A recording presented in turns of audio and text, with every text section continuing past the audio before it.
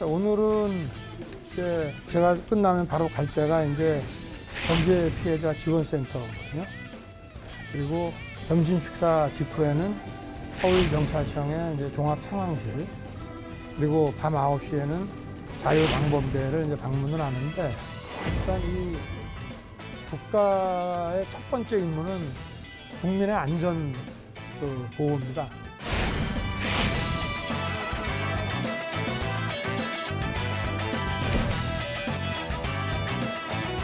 경제 정책이란 경제 상황을 개선하기 위해 국가가 여러 가지 권력적 수단을 동원하는 거죠.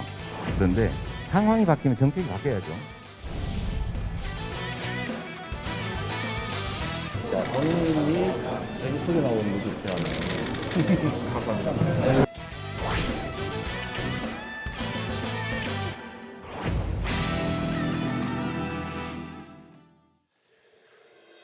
예, 이재명, 윤석열 두 후보의 오늘 행보 보고 왔습니다. 오늘 뉴스탑10은 바로 여기부터입니다. 먼저 국민의힘 얘기부터 해볼까요? 진통 끝에 어제 선대위를 출범시킨 윤석열 후보가 오늘 처음으로 선대위 회의를 주재했습니다. 선거대책위원회의 공식 명칭은 살리는 선대위로 정했다고 하더라고요. 정권 교체와 청년을 핵심으로 띄웠습니다.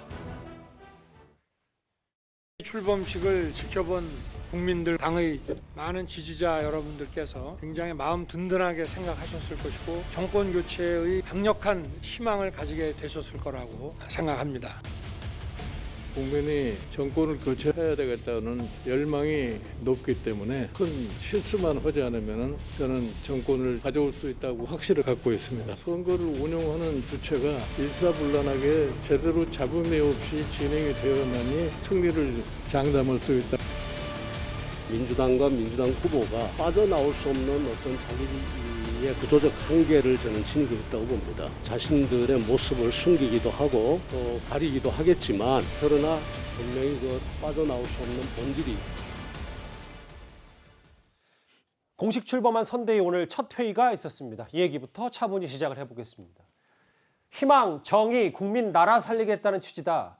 국민의힘 선대위 이름이 살리는 선대위, 이렇게 이름을 지었더라고요. 네, 이제 이게 선거의 슬로건 전쟁이 이제 시작된 것 같습니다. 선거라는 게 보면 아주 단문의 어떤 슬로건 자체가 그 선거가 가지고 있는 특징들을 이제 반영해 주는 거예요. 물론 이제 앞으로 국민의힘도 뭐 선거 슬로건 아마 따로 만들겠습니다만은 오늘 이제 살리는 선대위 여기 보면 희망, 정의, 국민, 나라 이렇게 이제 표현을 했는데요.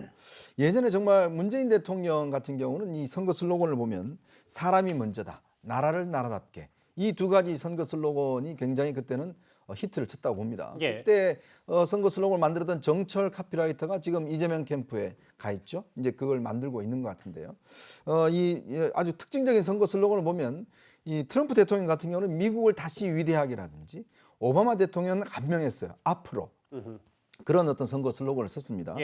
바이든 대통령 같은 경우는 더 나은 재건이라든지 이런 걸 썼는데, 이제 문제는 이제 앞으로 우리가 코로나 이후의 대한민국을 어떻게 만들 것이냐, 이제 그 부분에 대한 이제 슬로건 전쟁이 시작된 것이고, 아마 이제 국민의힘 같은 경우도 일단 이 선대위 명칭을 살리는 선대위, 이게 이제 어떤 면에서 보면 국민들이 지금 많이 어려우니까 이걸 다시 되살리겠다는 측면에서 이제 살리는 선대위라고 했는데, 근데 뭐 다 살리는 것 같아요. 희망, 정의, 많은 걸 포함하고 있어서 과연 이게 이제 국민들의 귀에 쏙 들어올 것인가, 이거는 좀 앞으로 과제인 것 같습니다.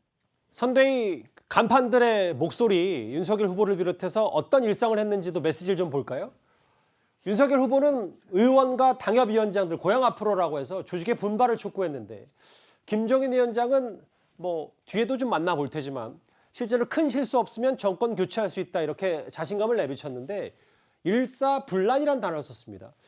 글쎄요, 후보, 대선 후보와 원터빈 총괄선대위원장이 어느 정도 역할 분담이 된 겁니까?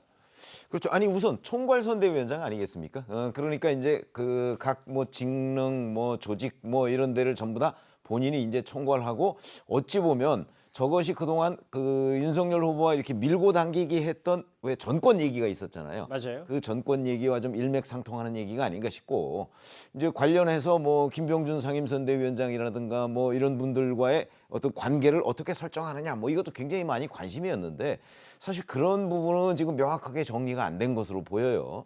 근데 저는 어떻게 생각하냐면 예. 사실 선대위라는 게 정부 부처나 뭐 일반 다른 조직과 달라서 구분이 명확하지가 않아요. 뭐 어디까지가 누구의 역할이다 뭐 이런 게 그렇게 확실하게 정리가 안 되거든요. 예. 그러니까 일단 총괄은 뭐 대략 알겠는데 총괄은 이제 모든 걸 다 안다는 의미니까. 그러나 이제 김병준 상임선대위원장과 예를 들어서 이준석 대표 간의 그런 한계는 어디냐 이런 것도 뚜렷하게 구분되지는 않거든요. 그런 점에서 본다면 일단 대략 후보와 총괄선대위원장 간의 구분 그거는 이제 명확해 보이고 예. 그러면 이제 김병준, 이준석 뭐 이준석 대표의 경우에는 이제 홍보 미디어 본부를 맡았으니까 예. 그건 이제 그 독립적인 영역이 있는 것이고 김병준 상임선대위원장이 좀 애매한데 제가 보건대는 뭐 대체적으로 그냥 뭐 대여 공격수 중에 뭐 어떤 선봉 뭐 이런 거 정도의 역할을 하지 않을까 그런 점에서 본다면 저 취임 일성도 대략 자기의 어떤 역할 같은 것을 어느 정도는 한계를 지어줬다 이렇게 생각을 합니다. 특히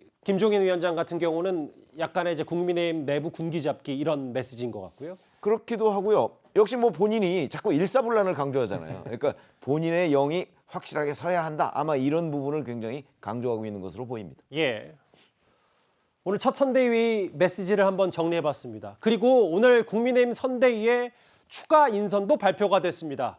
이름이 자주 오르내렸던 이 인물도 국민의힘 선대위에 합류를 했습니다. 후보자는 오랜 기간 SNS를 통해서 사회 문제에 대해 특히 공정함에 대해 발언을 해왔습니다. 그런데 후보자가 지금까지 해온 말과 실제 살아온 삶이 전혀 다르다는 것을 알면서 충격을 받은 겁니다. 후보자 또는 후보자 주변에서는 위법은 없다, 결정적인 한방은 없지 않느냐 이런 얘기를 했습니다. 상식에 맞지 않는 답변입니다. 오늘 인선 발표가 좀 있습니다. 종합상황실장에 이철규 의원, 상황 1실장에 오신환 전 의원, 상황 2실장에 정희용 의원, 전략기획실장에 금태섭 전 민주당 의원, 정무대응실장에 정태근 전 의원. 총괄상황본부라고 하는 것은 우리 선대위 전체의 총괄 상황에 대응하는 자리죠. 그렇기 때문에 그런 전체적인 대응에 대한 전략기획을 책임진다. 예, 금태섭 전 의원이 결국 윤석열 선대위, 국민의힘 선대위에 합류를 했습니다. 뭐 김종인 위원장 별동대 아니냐, 측근 아니냐 해서 일단 선대위에 합류를 했는데 저희 뉴스탑10 첫 출연하신 서영주 대변인께 이 질문 드려야 될 것 같아요. 이 전직 민주당 의원이 국민의힘 선대위에 합류했다. 일단 어떻게 평가를 좀 하십니까? 일단 금태섭 의원께서는 저희 당 김용민 의원께서 평가를 하신 게 있어요. 예. 예, 뭐 처세 정치인이다. 좀 안 좋은 소리 하셨는데 개인적으로는 금태섭 의원이 여기에 건너간 거는 김종인 위원장의 아마 권유가 있지 않았을까라는 부분이 있고 조국 장관에 대한 공정의 이미지를 가져가서 본인들이 한번 공정을 한번 아젠다를 갖고 가겠다. 그런 말들을 좀 그런 의도가 있었다고 충분히 보이고 있고요. 예. 개인적으로는 금태섭 의원에 대해서 평가는 하고 싶지는 않습니다. 그분이 정책 선택을 하셨기 때문에 거기에 가서 본인이 어떤 가치를 국민의힘에서 윤석열 후보를 통해서 보여줄지는 모르겠지만 예. 좀 아쉬운 부분은 중도층에서는 좀 실망감이 높지 않을까. 아하. 왜 그러냐면 이 중도층에서도 왔다 갔다 하는 정치인에 대해서는 좋아하지 않거든요. 그래서 그런 부분에 있어서는 큰 성과를 거두기는 어렵지 않을까. 그렇게 보고 있습니다. 알겠습니다. 예. 조직도 한번 제가 더 자세히 볼게요. 김종인 위원장 바로 밑에 임태희 전 실장, 그러니까 총괄상황본부장이고 이철규, 여기에 앞서 얘기했던 금태섭 전 의원, 정태근 전 의원과 김근식 교수 이렇게 있는데 특히 저희가 이제 빨간색으로 했던 뭐 유승민계 말고 김종인계가 이제 선대위의 중추를 맡게 된다. 어떤 의미입니까? 결국 중도층 확장을 위해서입니까? 어떻게 보세요? 그 중도층 확장도 있고요. 그 김종인 총괄선대대책위원장은 늘 그 일사불란하게 이 전체 조직을 지금 아울러야 한다고 생각을 하시기 때문에요. 예. 제가 볼 때는 지금 각 직역별로 본부장들이 있습니다. 예를 들어서 뭐 이준석 대표는 홍보 미디어 총괄 본부장 이렇게 있잖아요. 그러면 본부장급들의 회의를 주재하시는 분이 아마 임태희 총괄 상황 본부장이 될 것 같아요. 예. 그러니까 김종인 위원장께서는 결국은 임태희 상황 본부장, 총괄 상황 본부장을 통해서 전체의 그 본부장급 회의와 전체의 이 선거를 이렇게 주도하시는 그런 역할을 지금 임태희 상황 본부장을 통해서 하실 것 같고요. 예. 그 밑에 그러면 이제 김종인 위원장 오시면서 같이 오신 분들이 계세요. 금태섭, 네, 그다음에 정태근, 그다음에 김근식, 예, 그다음에 이제 유승민계 쪽을 이제 배려해서 오신한 이제 전 의원을 예. 이제 상황 1실장으로 놓고 이렇게 그러니까 전체적으로 좀 조화를 이루는 모습을 신경 쓴 것으로 지금 보입니다. 근데 정 의원님, 이 정도면 작은 선대위 아닙니까? 거의 뭐 선대위 위에 선대위처럼 보이기도 하고요. 네. 뭐 여러 그런 지적도 있긴 있더라고요. 근데 원래요 선거 때는요 예. 정말 많은 분들을 다 챙기셔야 하기 때문에요 그럴 수밖에 없습니다. 아마 이건 민주당도 마찬가지일 겁니다. 예. 이따 서영주 대변인께 민주당 얘기도 한번 다시 들어볼 텐데요. 다음 화면을 좀 보겠습니다. 그런데 이현정 의원님, 네. 일단 김종인 위원장이 극적으로 합류를 했다. 국민의힘 선대위에. 지금까지 봤을 때 4승 1패 선거 정말 많이 치른 뭐 선거의 달인 얘기도 있고 혹자는 아니다. 이길 때 붙는 분이다. 뭐 폄하하는 사람도 있는데 이번에는 어떨지 김종인 위원장 팀 김종인이 일단 선대위에 합류했기 때문에요. 사실은 이제 정치인의 중요한 게 뭐냐면 이길 때가 어딘지 아는 것도 굉장히 중요합니다. 본인이 만들어 내지는 못할지라도 예. 어느 쪽이 이길 것인가를 판단해서 그쪽에 서는 것도 이게 뭐 줄 선다 그러죠. 그것도 굉장히 중요한데 사실 김종인 위원장 같은 경우는 본인이 뭔가 만들어내는 그런 상황은 아니고 예. 예를 들어 상황 자체가 어떤 면에서 보면 이제 흘러가는 쪽에서 힘을 실어주는 이제 그런 어떤 역할들이 그동안 주로 되어 왔거든요. 아시겠지만 문재인, 뭐 박근혜 이어서 어떤 면 보면 그런 분들이 실제로 본인이 만든 거라기보다는 거기에 어떤 면에서 확정짓는 힘을 실어버리는 이제 그러면서 대중적으로 어떤 면 이런 선거 전략들을 표현하는 이런 능력이 굉장히 뛰어나신 분인데 사실 이번 같은 이제 경우에서는 사실은 김종인 위원장이 알게 모르게 윤석열 후보를 굉장히 띄워왔습니다. 예. 지난 이제 3월 달에 그 검찰총장 그만두고 난 다음에 별의 순간이라는 이야기부터 시작해서 꾸준하게 윤석열 후보를 띄워왔고 또 실제로 이제 어떤 면에서 보면 뭐 본인의 이제 원래 연세가 81인데요. 예. 사실 이제 처음부터 선거에 개입한 건 제가 알기로 처음인 것 같습니다. 이제 그렇다면 본인한테도 굉장한 욕심이 있으시겠죠. 그래서 저는 사실 김종인 위원장이 안 한다고 했을 때 안 믿었어요. 언젠가는 오신다라고 생각한 게 왜냐하면 이미 다 예정이 돼 있었다라는 생각이 들고 그 예정이라는 거는 내가 정권을 가지고 움직여낼 수 있는 토대를 만들기 위한 하나의 정치적인 과정이었지 그분이 저는 떠난다고는 단 1%도 생각 안 했습니다. 이제 그런 걸로 보면 이번도 마찬가지로 일단 윤석열 후보라는 후보가 야당 단일 후보로 만들어졌잖아요. 예. 이제 거기에 어떤 면에서 힘을 싣는 역할들을 이제 하시는 거고 아마 예전보다는 정책이나 선거에 있어서 본인의 역할이 더 클 겁니다.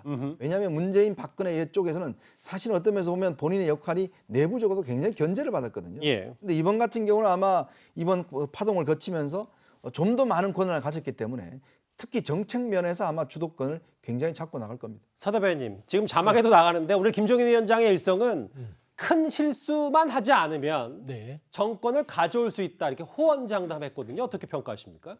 잘못 보면 좀 오만해 보일 수 있죠. 그래서 지지율이나 지금 여론조사 취에 취한 게 아닌가. 하지만 저건 정치권에서 그냥 원칙이죠. 아까 이제 선대위 이제 국민의힘 선대위를 보면서 네 가지를 강조했던데 그 중에 보면서 실수하지 않는 거 발언. 예. 근데 그동안 김종인 저기 보시면 12년 쭉 승리를 해오셨지만 그 자체가 계속적으로 실언 때문에 많이 힘들어한 적이 많았거든요. 예. 그래서 이번에는 실수만 하지 않으면 아무래도 좀 이번 추이를 계속 끌고 가면 부자 몸조심한다. 부자 몸조심. 예, 그런 의미에서 좀 느낌이 오고요. 예. 제가 봐서는 또 윤석열 후보께서 워낙 또 말실수가 그동안 많았기 때문에 그 부분을 당부하지 않았나. 그렇게 좀 판단이 됩니다. 서 대변인님 말씀 중에 부자 몸조심이라는 단어를 쓰셨는데 민주당이 봐도 지금 부자는 민주당이 아니라 국민의힘이라고 보시는 지금 겁니까? 뭐 지지율 추이도 그렇고요. 그렇게 보이고 있습니다. 예. 예. 최병호 평론가님. 근데 일단 보면 1패가 바로 직전에 있었던 2020년 총선에서는 완패를 했기 때문에 당시에 김종인 매직이 끝난 거 아니냐. 물론 뭐 2021년 보궐선거에서는 서울시장을 당선시켰지만 이번에는 어떨지 뭐 간략하게 설명을 좀 해주신다면요. 아니 글쎄요. 우선 저는 저 제목에 김종인 매직이라고 하는 부분에 동의할 수가 없고요. 그게 왜 그러냐면 예. 선거에서 이기고 지는 거의 원인은 우리 정치부 기자들끼리 흔히 그런 얘기를 합니다. 100가지도 넘는다. 예. 뭐 그런 얘기를 많이 하거든요. 그런 것처럼 사실 아니 예를 들어서 2012년 대선에 박근혜 후보가 당선이 된 것이 과연 김종인 위원장의 공로냐 아니면 박근혜 후보는 우리가 잘 아시다시피 선거의 여왕으로 뭐 흔히 과거에는 그렇게 불렸죠. 그렇게 예. 불렸지 않습니까? 예. 그래서 연속의 모든 선거를 거의 다 박근혜 후보가 이겼습니다. 그런 관점에서 본다면 저게 어떻게 김종인 위원장은 그때 행복추진위원장을 하다가 예. 사실은 2012년 대선 직전에 사실상 결별 상태였습니다. 뭐 그런 거 저런 걸 해서 저 하나하나 저는 전부 다 이제 이리저리 논란의 대상이 될 수가 있다. 그러니까 4승 1패라는 부분에 동의는 하지 않는다. 예. 일단 그걸 전제로 하고 자 그러면 내년에는 윤석열 후보가 이재명 후보보다 우위에 설 것이다라는 판단은 저는 뭐 지금 누구도 장담할 수는 없다고 생각을 합니다. 그래서 이제 아마 김종인 위원장이 본인이 합류하고서 어떤 자신감을 내보였다. 뭐 이런 정도인 것이고 그리고서 그거를 우리가 김종인 위원장 말이 맞을 거야 이렇게 지금 얘기하기에는 좀 섣부르다. 앞으로 뭐 90일 남았습니다. 예. 90일 동안에 어떤 또 이게 상당한 정도로 뭐 올랐다 내렸다 지지율이 이럴 거거든요. 그런 걸 한번 지켜보는 자세가 오히려 맞는 것 아닌가 싶습니다. 이른바 김종인계 의원들이 대거 합류한 선대 인선이 공개됐기 때문에요. 결국 김종인 위원장에게 많은 힘을 실어준 거 아니냐. 그러니까 김종인, 김병준, 김한길 이른바 3김의 불안한 동고가 시작이 됐다는 분석도 꽤 많습니다. 어제 선대위 출범식에서도 김종인, 김병준 두 위원장의 어색한 분위기가 감지됐다는 보도도 많이 나왔는데요. 화면을 만나보겠습니다. 출범식에서 김종인 위원장하고 김병준 이 두 분이 서로 눈길도 뭐 안 맞췄다 이런 얘기 들었는데 이거 맞습니까? 아니, 눈길도 안 맞지는 않으셨고요. 예. 행사 시작 전에 후보 준비방이 있었습니다. 거기에 저희 의원들하고 관련자분들 다 모여 앉아 계셨거든요. 거기서 김종인 위원장과 두 분 말씀 잘 나누셨습니다. 김한길 새시대 준비위원장 이분도 참석을 안 하셨다고 하는데. 몇 분이 참석을 안 하셨는데 현장의 뭐 분위기는 거의 축제 분위기였습니다. 어제는 사실 중앙선대위 출범식이었고요. 새시대위원회는 이제 중앙선대위 조직은 아니고 별도의 조직이기 때문에 뭐 참석 여부는 이제 본인이 결정하실 문제였죠. 반드시 참석하실 대상은 아니었다. 저 마지막 이항수 대변인의 말이 이해가 되면서도 안 되는 부분도 있고 뭐 3명의 3김 김한길 전 대표는 왜 참석을 안 한 건지 국민의힘 내부에서는 좀 어떻게 평가를 하고 있습니까? 그 김한길 전 대표께서는요, 사실은 이제 건강이 뭐 다 이제 치유가 됐지만 그래도 계속 신경을 쓰시고 계시는 지금 상황이라 예. 많은 분들이 모이는 장소에 좀 오시기가 힘들다는 얘기를 제가 좀 들었고요. 그다음에 두 번째는 지금 현재 김한길 전 대표가 하시는 그 일은요, 선대위 안에서의 일이 아니고 선대위 바깥에서 외곽 조직을 지금 담당하고 계시는 거거든요. 그래서 새로 지금 사무실을 만들고 있고요. 그다음 계속적으로 열심히 일을 지금 하고 계세요. 왜냐하면 화면에만 등장하시지 않는 것이지. 예. 그다음에 본인이 사실 처음에는 건강 문제 뭐 여러 가지 이래서 참여를 좀 꺼려 했는데 윤석열 후보 그 대통령 만들고 싶어서 지금 참여하신 그런 거기 때문에 제가 볼 때는 그건 전혀 문제가 없고요, 현재로서. 그다음에 김종인 위원장과 김병준 위원장님 두 분은 그 이 모든 지금 상황을 알고 계시잖아요. 그렇기 때문에 그 충돌은 아마 생기지 않을 거고 나름대로 참으시면서 두 분이 잘 화합해서 나가는 분위기고 저렇게 냉랭한 분위기는 아니었습니다. 왜냐하면 제가 그 옆에 줄에 우리 그 부위원장들이 앉아 있어가지고 제가 좀 쳐다봤거든요. 그러니까 단 한 장의 사진이 저렇게 포착이 된 겁니까? 그러면? 네, 꼭 그런 분위기는 아니었습니다. 예. 이현정 의원님. 네. 그런데 계속해서 김종인 위원장을 향해서 취재진들이 김병준 위원장 질문을 하면 생각보다 좀 뜨뜻미지근한 반응이 계속해서 나오고 있다. 그렇죠. 그러면 이게 언제든 터질 수 있는 두 사람의 갈등 구조다. 이게 국민의힘 선대위에 글쎄요, 앞으로 있을 좀 위기라고 볼 수 있는 겁니까? 그러니까 제가 이제 국민의힘 선대위 구조를 보면요. 예. 지금 정부의 구조하고 비슷합니다. 그러니까 보면 김종인 위원장 직할부대는 청와대라고 보면 됩니다. 권력을 많이 가진 청와대고 예. 또 정부 조직은 지금 일반 선대위 조직이라고 보면 될 거예요. 또 거기에다가 또 윤석열 후보 직할로 비서실이 또 따로 있습니다. 예. 이건 또 뭐 별도의 또 조직이 또 있는 거죠. 그러니까 결국은 모든 조직이 다 똑같은 일을 지금 같이 하고 있는 거거든요. 근데 문제는 이제 이게 뭐 지지율이 높고 뭐 잘 나가면 사실은 이게 갈등의 소지가 없어요. 근데 문제는 지지율이 떨어지고 문제가 생기면 봐라, 당신이 주도했는 게 잘못됐지 않냐, 이런 식의 이제 갈등들이 충분히 날 수가 있죠. 더군다나 지금 이제 김종인 위원장과 김병준 위원장 같은 경우는 경제를 바라보는 관점이 완전히 다릅니다. 지금 김종인 위원장은 이 자유시장 경제가 만으로서는 이게 추이가 안 된다. 즉 국가가 개입을 해서 뭔가 공정이라든지 이런 것들을 실제 해야 된다. 국가 개입주의를 많이 주장을 하고 있어요. 예. 반면에 지금 김병준 위원장은 자유시장 경제 쪽으로 상당히 많이 기울어져 있거든요. 이게 이제 앞으로 제가 아까 말씀드렸듯이 공약과 관련돼서 주도권을 누가 할 것인가. 사실 김종인 위원장은 역대 다른 그 선대위에 참여하실 때 상법 개정안이나 경제민주화라든지 이런 것 때문에 많이 다툼을 벌였습니다. 예. 그것 때문에 사실 후보들하고 갈등이 생겨서 어떤 면에서 보면 좀 결별하기도 하고 이런 과정을 거쳤거든요.